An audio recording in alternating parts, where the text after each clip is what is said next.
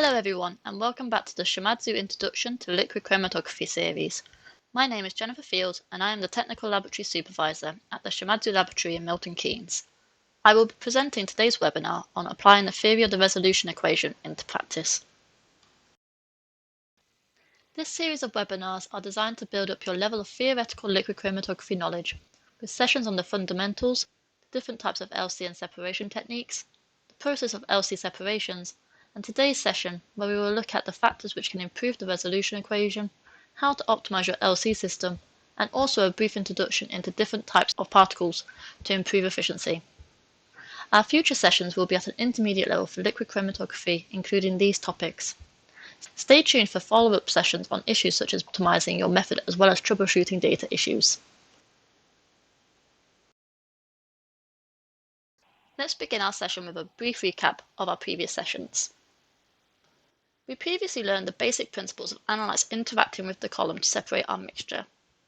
Our reverse phase column is packed with silica, which has ligands bonded to it. In this case, our functional group is a C18 alkyl chain. When we inject our mixture of compounds onto the column, they will interact to differing degrees with the column, depending on its affinity to the stationary phase. This in turn creates a response from our detector, which creates a chromatogram based on when the compounds are observed. There were also a lot of terms defined in previous sessions. Some of the most common include void volume, which is the time it takes for an unretained solute like water to elute from the column, retention factor, which is the normalized retention time to take into account the void volume, selectivity, which is the spacing between two peaks of interest, resolution, which is another means of describing the spacing between two peaks. However, resolution takes into account the effect of retention time and peak width. And finally, efficiency, which is a measure of the chromatographic performance, where the higher the efficiency, the narrower the peaks. The Van Deemter equation was also explained in session 3, where we were three terms together explaining the effect of mobile phase velocity against plate height. The lower the plate height, the greater the efficiency. The minimum plate height corresponds to the optimum linear velocity. We shall investigate the effect of particle size on the Van Deemter plot later on in this session. Having recapped on our last session, we will move on to examining the fundamental resolution equation. The fundamental resolution equation, also known as the Purnell resolution equation, is composed of three terms: efficiency, retentivity, and selectivity. It is important to have all three components in order to achieve resolution. We can plot the effect of each of these terms against resolution in order to ascertain the impact of each. So let's start with retention factor. We know that retention factor is calculated by minusing the column void time from the retention time and then dividing by the column void time. This calculation allows us to remove the column contribution. We are often told in literature that we need to have a K value of between 2 and 10.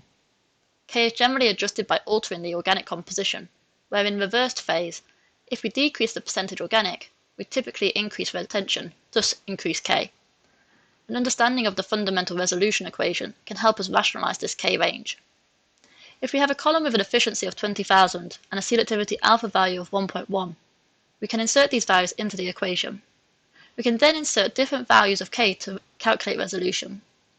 If we plot different values of K against the calculated resolution, we can see there is a sharp increase in resolution before it plateaus off. The prime area where we see the most benefits are between 2 and 10. Below 2, there is potentially the risk of interference with sample diluent or matrix effects, as well as insufficient time to interact with the stationary phase.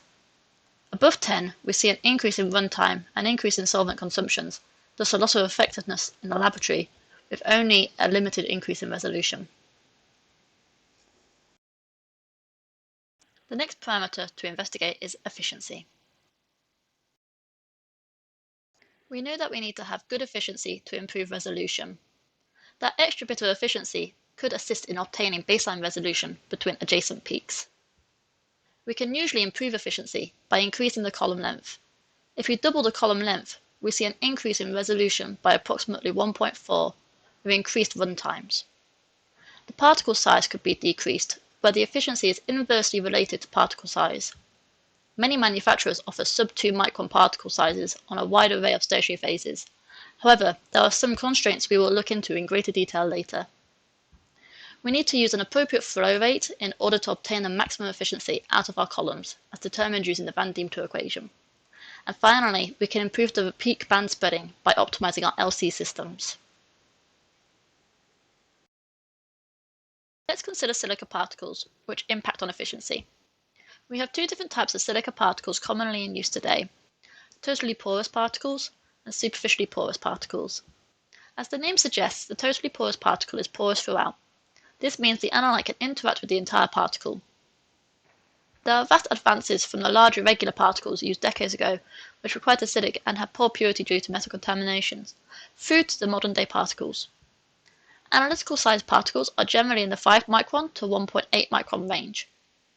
The smaller particles have greater efficiency, however this comes at a cost of increased pressure, which would require LC systems with pressure ratings of greater than 600 bar, if not greater than 1000 bar for the smallest particles. The superficially porous particle, on the other hand, has a porous outer layer, but a solid silica core.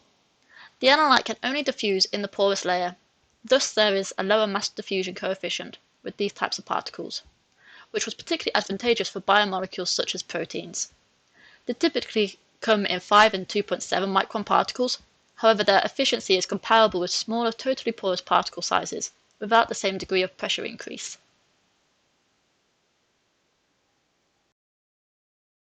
In previous sessions, we looked at the Van Diemen's equation and corresponding plots, where we plot linear velocity on the x-axis and h on the y-axis.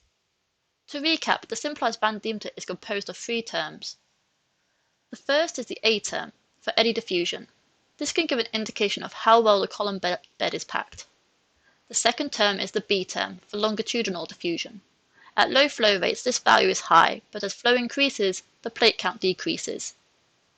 The third term is the C term, which is resistance to mass transfer, which is also related to flow. The minimum point of the plot corresponds to a low h value, thus a higher value of efficiency and the optimum linear velocity. These plots can be used to compare different particle sizes and types.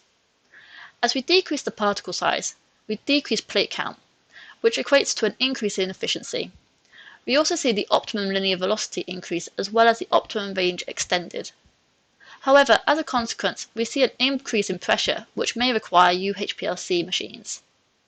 If we then consider the 2.7 micron superficially porous particle, it has a very similar response to that of a 1.8 totally porous particle, but with the added benefit of working at lower pressures. Superficially porous particles can be a nice stepping stone between HPLC and UHPLC analyses, where greater efficiency is required, but without the specialist greater than 1000 bar equipment. It is important to note that the most efficient column in the world cannot meet its potential if the LC instrument does not match.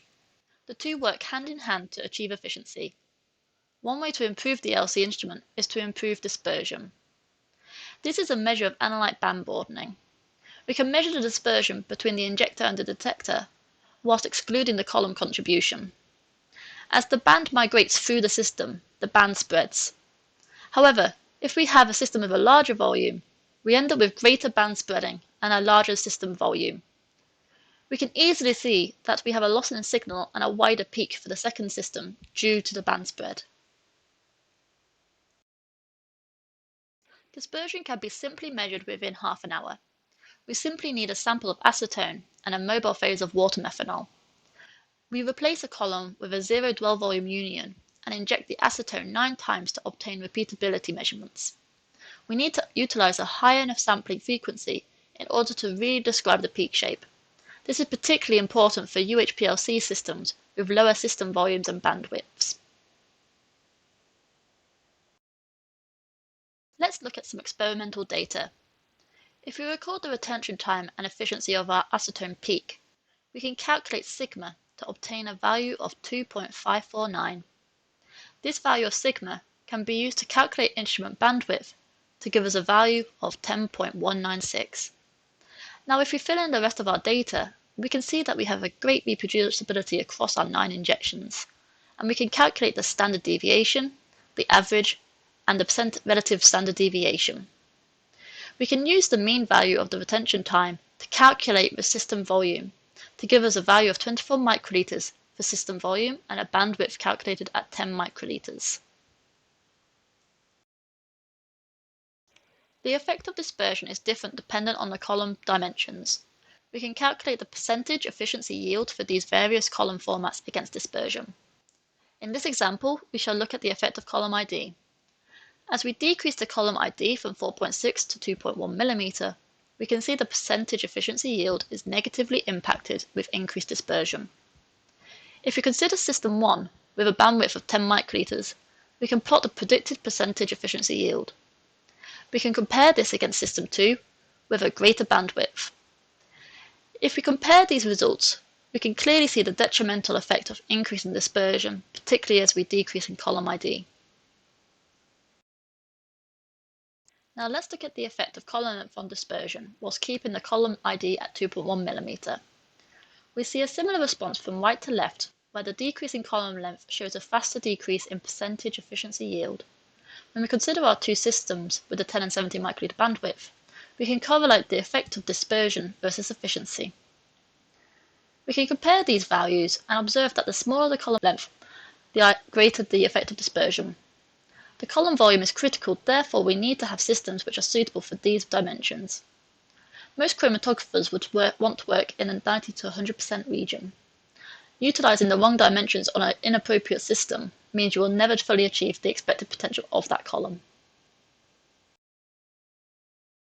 We can also compare the effect of K on dispersion, in this case using UHPLC conditions of a 50 by 2.1 mm column.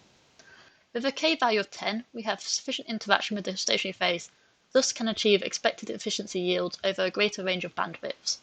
Whereas when we decrease the K to 5 or down to 2, we see the optimal range decreases. This is another reason why retention factor should be greater than 2, otherwise dispersion will have significant impact on efficiency. However, we can look at the HPLC conditions, such as for a 150 by 4.6 mm column format with 5 or 3 micron particles. We can see that even with a K of 2, we achieve good percentage efficiency yield due to the larger column volume versus dispersion.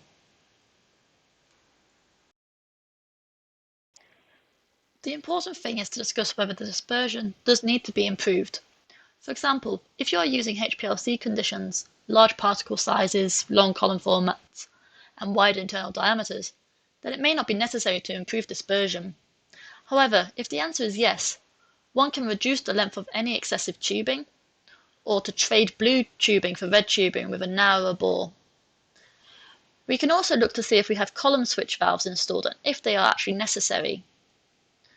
You can also install a low volume dispersion kit if available, or use appropriate fittings to minimize dead volume. And finally, the flow cell design can impact on the dispersion, where a capillary design will offer a lower dispersion compared to a standard flow cell design. These changes can help to optimize your LC, which can assist in maximizing the efficiency which can be achieved. The final term to investigate further is selectivity. Selectivity provides the greatest returns in the fundamental resolution equation.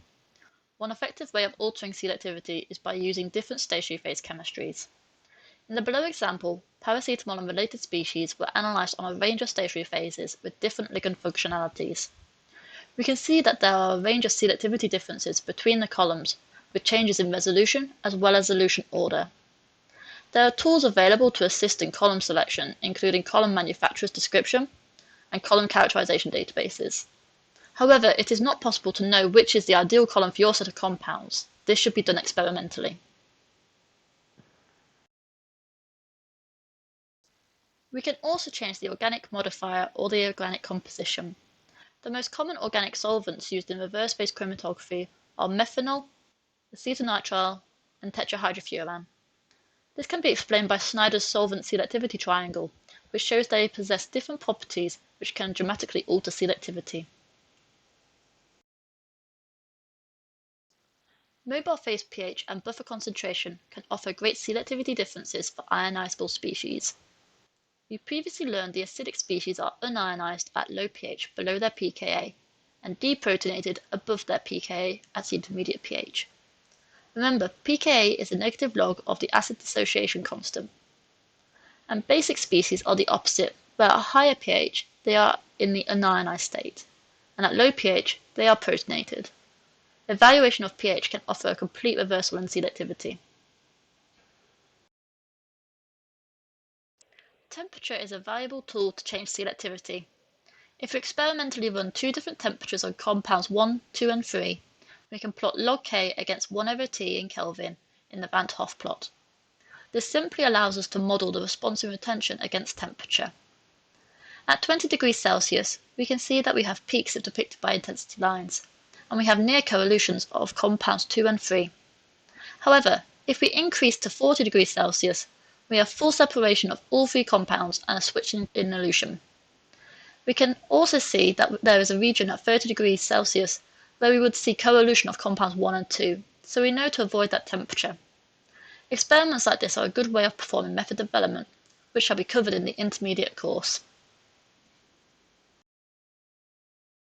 In summary, we have covered the importance of having all three components in the fundamental resolution equation. We have explained why retention factor needs to be between 2 and 10 to be advantageous.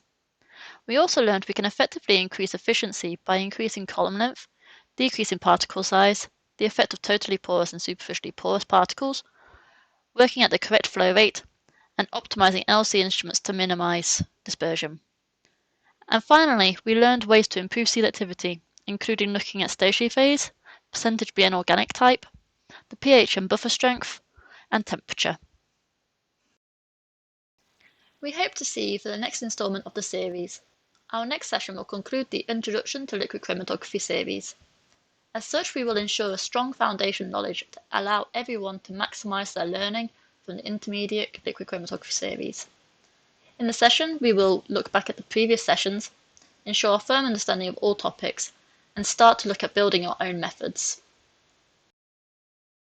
If you are finding these webinars helpful, then visit our website for other webinar series such as cannabis analysis, liquid chromatography purification, gas chromatography, and method development of LCMS methods. If you'd like to hear more from Shimadzu, please do join our mailing list. You will receive all the news and product development from us. Look for the link in the follow-up email or go to www.shimadzu.co.uk and click on e-news. You can find us on all the usual social media platforms. Please feel free to contact us should you wish to find out more. That's all from me. Thank you very much and enjoy the rest of your day. Excellence in science. Shimadzu.